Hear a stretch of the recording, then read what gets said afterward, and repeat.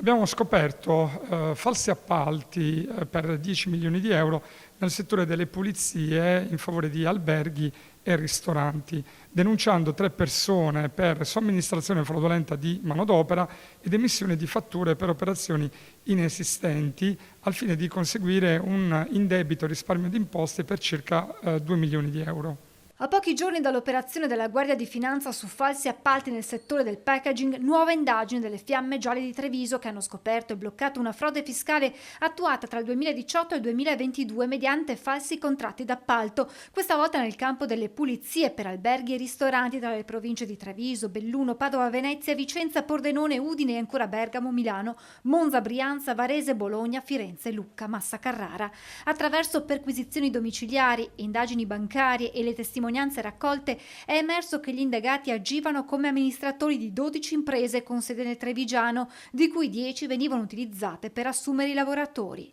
Avevano formalmente in pancia i lavoratori, prevalentemente donne di nazionalità straniera, in un numero medio di circa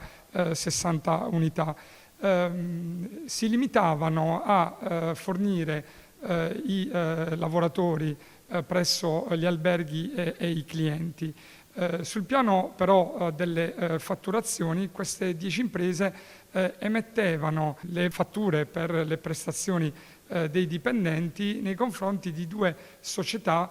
create ad hoc che si sono interposte tra le appaltatrici a monte e i clienti committenti a valle di questo sistema che abbiamo scoperto. Dall'indagine è emerso che le 10 imprese non hanno mai depositato i bilanci e hanno maturato debiti contributivi e tributari per oltre 1 milione di euro. Dopo un breve periodo sono diventate inattive per poi essere sostituite con altre dalle medesime caratteristiche. Il fine di questa attività di indagine è quello di impedire il proliferare di appalti non genuini,